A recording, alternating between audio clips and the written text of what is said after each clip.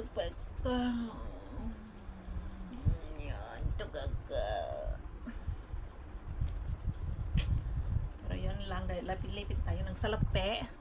Tayo ay bumangon. Good morning pala mga sangkay! Happy morning to all of you. So yung for today's video, video-videoan ako. May natak muna magtrabaho.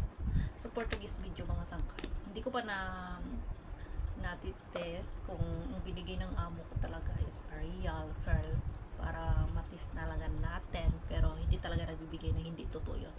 So when you see, this is from Saba na nabili niya.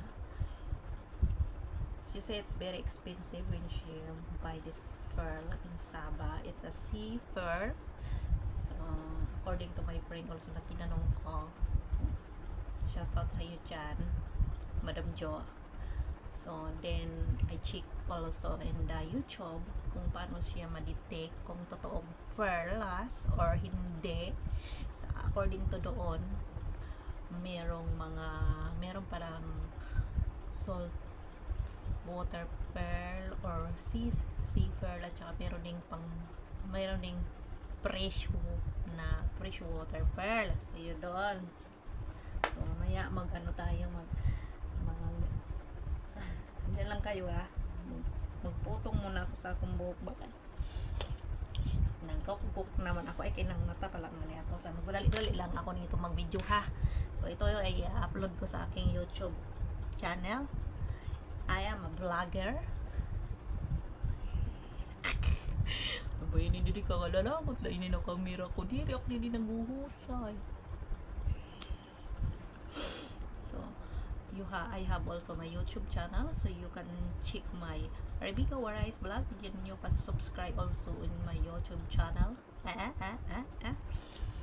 So wag na nating sabihin kung magkano subscriber natin doon.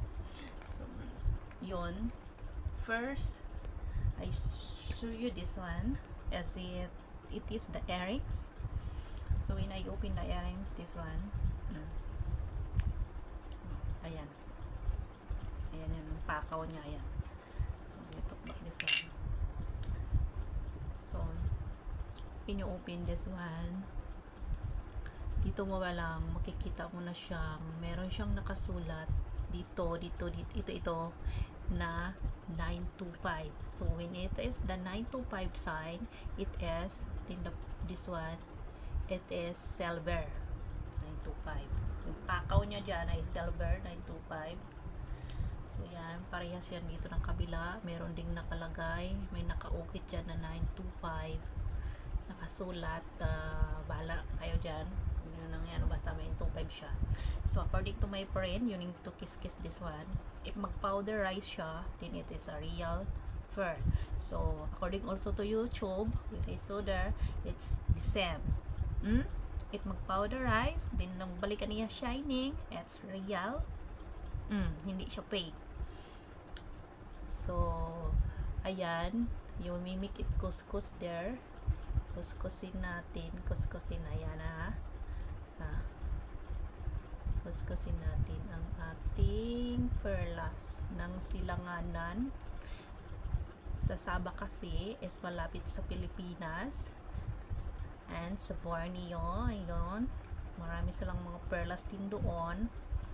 Ayan, nakiniskis na natin. Kung makikita nyo, nag-powderize siya. So ibig sabihin, it is a real pearl kasi nag-powder siya dito naman sa may sa harapan. So ayan, ikis-kis natin yan kaya nagbabalik man ang shiny niyan. Kasi ginawa ko na to kanina, inulit ko ulit kasi syempre para ko pakita sa inyo nang ipadayaw ko, di ba? Simple, para may content ako. So when you see, nag-powderize siya. Ayan, it's a real pearl. Ito, walang puti ha, ang kamay ko. Once na ginanong ko siya, ayan, may puti na siya.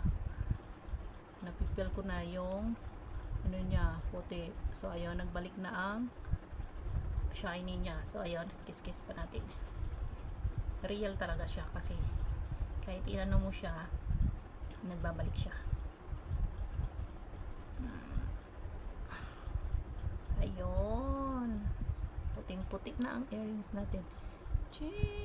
Ayun. Meron, di ba? Nag-powderize siya. Nakikita yung powder na yun. Oh, buklada na yung mga mata. Oh, di ba? Oh, it's... Thank you for my madam. Ayan ang powder, ano. It's real. Kasi, nag-powder siya. Ayan. Nag-powder talaga siya. Ayun, nagbalik na niya shiny. So, ang earrings ko is 925 ang ano niya. Tapos, real ang niya pearl. So, thank you sa amo ko. It's a real pearl. So, dito naman tayo ngayon sa ating kwintas. Sa ating kwintas naman siya. So, yan. Sa kilang ko kaya ito masuot. So, ayan. Ayan siya. Sabi ng amo ko, very expensive. Sabi niya, when you see here, ang gold niya dito, wala siyang nakalagay kung 916 or what. Pero, meron din siyang nakasulat sa loob. Meron bang nakasulat sa loob? Parang may nakasulat din sa loob. Hindi ko mabasa eh. Basta, wag lang daw ito basahin. Na lalo na sa may mga perfume. Mayroon na yung nakasulat eh. Kung mabablur na yung mata ko. So, ayun siya. Ititis din natin. So, ayan. I-kiss-kiss din natin to siya sa isa't isa. Pag nag-powder din to, is it a real pearl? Sa Sabah, Kuta Kinabalu doon niya binili to. Marami din siyang binili ng mga pearl. Pati sa laga ko. Ito yung sa akin binigay niya, hikaw tsaka kwintas.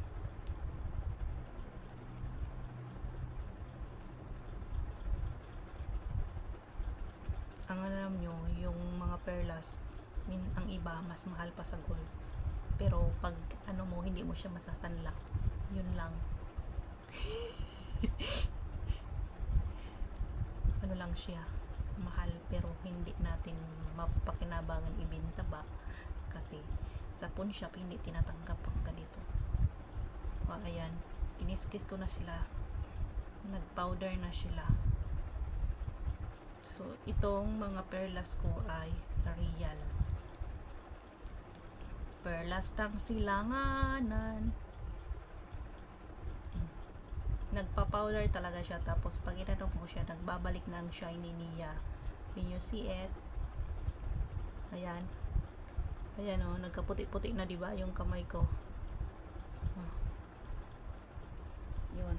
So, lahat ng ito, pwede mo lang siya gagatin din. Nagbabalik din siya. Ayan. Ganun pala ito, ano? Kahit ikis-kis mo siya, tapos nag-powderize siya, pag pinahid mo siya, babalik din ang iya pag shine eh. So, amazing pala tong real na pearl, no? Kasi hindi man ako bumibili nito. Nagbibili ako ng mga pik-pik lang na mga pearl. Nagtatang-tang-tang ang niya mga, ano, kakaiba kasi pag real na perlas. Perlas ng silanganan. Ayan, nag-powderize siya. So, it's a real pearl. Tingnan nyo. O, diba? Baka masabihin nyo, hindi ko kinikis-kis. Kinikis-kis ko yan. Ayan, ayan, ayan. Ayan. Ayan.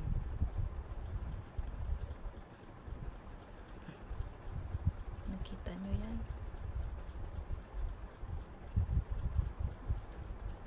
Lahat siya nagpa-powder. Nakita nyo yan? Pag pinunasan ko yan, ayan yung ano niya. Nagputi-puti na yung kamot ko. Maramdaman mo yung nag-powder na siya. Tapos kinagat mo rin yung it's a real pearl. Kaya, yun. Madulas. It's a real pearl. Ang galing. Ang galing talaga. Mabalik ka agad siyang shiny niya. Kahit maipang kiss-kiss ni mo lahat. So, yun lang. Thank you for watching mga kasangkay. Salamat sa panonood. So, ibalik na natin.